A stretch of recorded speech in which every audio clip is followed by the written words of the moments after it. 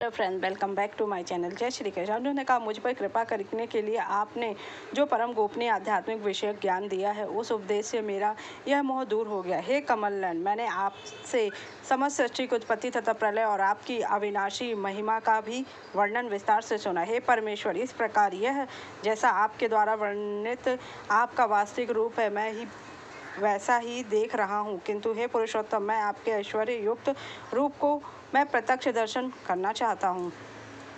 हे प्रभु, यदि आप उचित मानते हैं कि मैं आपके उस रूप को देखने में समर्थ हूँ, तब हे योगेश्वर, आप कृपा करके मुझे अपने उस अविनाशी विश्व रूप में दर्शन दीजिए। श्री भगवान ने कहा, हे पार्थ, अब तू मेरे सैकड़ों हजारों अनेक प्रकार के अलौकिक रूपों को और अनेक प्रकार के रंगों वाली आकृतियों को भी देख।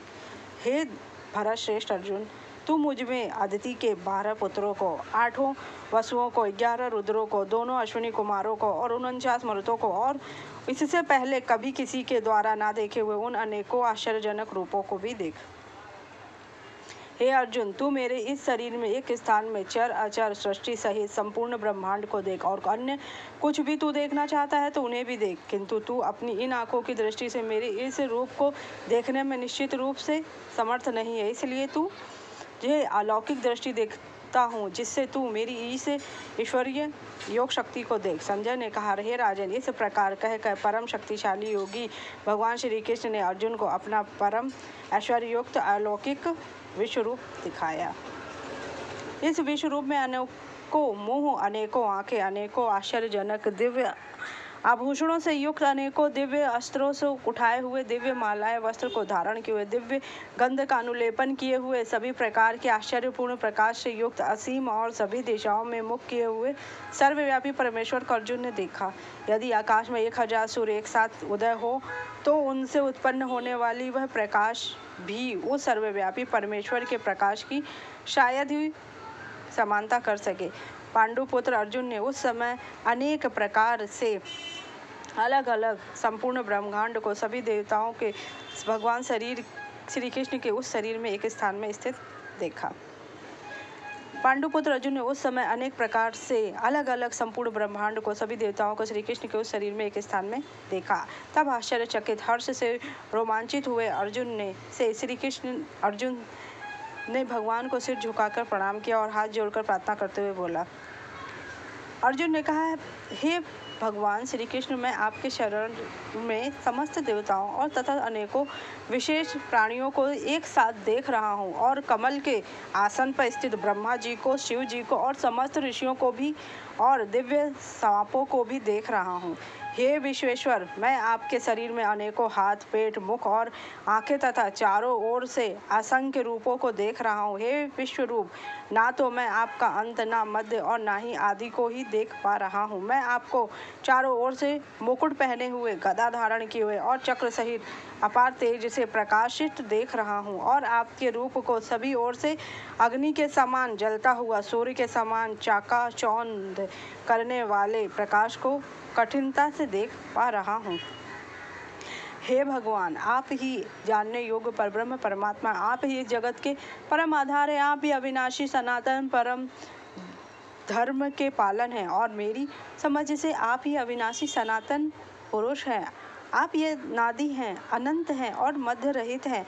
आपकी महिमा अनंत है, आपकी असंख्य भुजाएं, चंद्रमा और सूर्य आपकी आंखें हैं। मैं आपके मुख से जलती हुई अग्नि के निकलने वाले तेज के कारण इस संसार को तपते हुए देख रहा हूँ। हे महापुरुष, संपूर्ण आकाश से लेकर पृथ्वी तक के बीच केवल आप ही अकेले सभी दिशाओं में व्याप्त हैं, और आपके इस भयंकर आश्चर्यजनक रूप को देखकर तीनों लोग भयभीत हो रहे हैं। सभी देवों के समूह आप में प्रवेश कर रहे हैं। उनमें से कुछ भयभीत होकर हाथ जोड़कर आपका गुणगान कर रहे हैं, और महर्षिगण और सिद्धों के समूह कल्याण हो, इस प्रकार कहकर उत्तम वैदिक स्तोत्रों द्वारा आपकी स्तुति कर रहे हैं। शिव के सभी रूप, सभी आदि गण, सभी वसु, सभी साध्य गण, संपूर्ण विश्व देवता, दोनों अश्विनी कुमार तथा समस्त मरुत गण और पितरों का समूह, सभी गंधर्व, सभी यक्ष, समस्त राक्षस और सिद्धों के समूह, वह सभी आश्चर्यचकित होकर आपको देख रहे हैं। हे महाबाहो, आपके अनेकों मुख, आंखें, अनेकों हाथ, जंघा, पैरों, अनेकों पेट और अनेकों दांतों के कारण विराट रूप को देखकर सभी लोग व्याकुल हो रहे हैं और उन्हीं की तरह मैं भी व्याकुल हो रहा हूँ।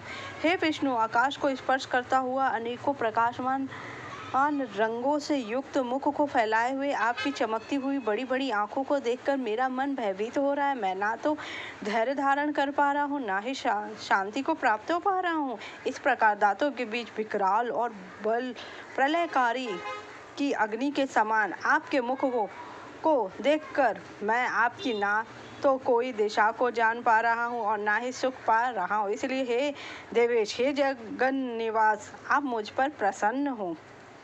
धृतराष्ट्र के सभी पुत्रों ने अपने समस्त महावीर राजाओं के सहित तथा पितामह भीष्म, द्रोणाचार्य, सूत पुत्र कर्ण और हमारे पक्ष के भी प्रधान योद्धा भी आपके भयानक दांतों वाले विकराल मुख में तेजी से प्रवेश कर रहे हैं और उनमें से कुछ तो दांतों के दोनों सिरों के बीच में फंसकर चूर्ण होते दिखाई दे रहे हैं। जिस प्रकार नदियों की अनेक जलधाराएं बड़े वेग से समुद्र और की ओर दौड़ती हुई प्रवेश करती हैं, उसी प्रकार सभी मनुष्य लोग, वीर योद्धा भी आपके आग उगलते हुए मुख में प्रवेश कर रहे हैं।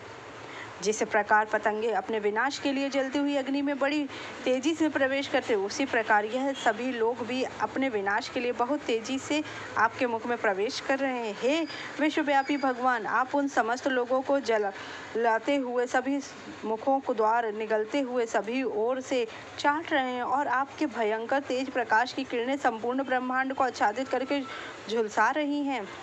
हे सभी देवताओं में श्रेष्ठ, कृपा करके आप मुझे बतलाएं कि आप इतने भयंकर रूप वाले कौन हैं। मैं आपको नमस्कार कर तो आप मुझ पर प्रसन्न हो। आप ही निश्चित रूप से आदि भगवान हैं और आपको विशेष रूप से जानना चाहता हूँ, क्योंकि मैं आपके स्वभाव को नहीं जानता हूँ। श्री भगवान ने कहा, मैं संपूर्ण संसार का नष्ट करने वाला महाकाल हूँ। इस समय इन समस्त प्राणियों का नाश करने के लिए लगा हुआ हूँ। यहाँ स्थित सभी विपक्षी पक्ष के योद्धा तेरे युद्ध ना करने पर भी भविष्य में नहीं रहेंगे। हे सर्व साची, इसलिए तू यश को प्राप्त करने के लिए युद्ध करने के लिए खड़ा हो और शत्रुओं को जीतकर सुख संपन्न राज्य का भोग कर। यह सभी पहले ही मेरे ही द्वारा मारे जा चुके हैं। तू युद्ध में केवल निमित्त मात्र बनेगा।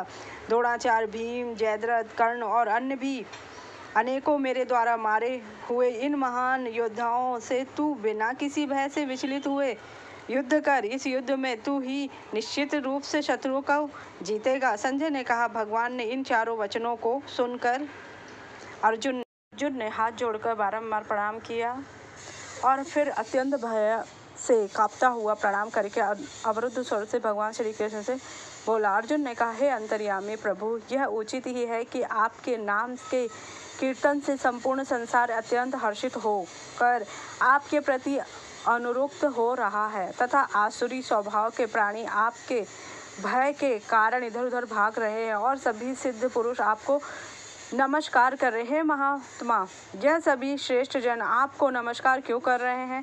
क्योंकि आप ही ब्रह्मा को भी उत्पन्न करने वाले हैं। हे अनंत देवादिदेव हैं, हे जगत के आश्रय, आप अविनाशी, समस्त कारणों के मूल कारण और आप ही परम तत्व हैं। आप आदि देव, सनातन पुरुष हैं। आप ही संसार के परम आश्रय हैं। आप जानने योग्य तथा आप ही जानने वाले हैं। आप ही परम धाम हैं और आपके ही द्वारा यह संसार अत्यंत रूपों में व्याप्त है। आप वायु, यम, अग्नि, वरुण, चंद्रमा तथा सभी प्राणियों के पिता ब्रह्मा भी हैं और आप ही ब्रह्मा के पिता भी हैं। आपको बारंबार नमस्कार है, आपको हजारों बार नमस्कार है, नमस्कार हो, फिर आपको बार बार नमस्कार हो करता हूँ।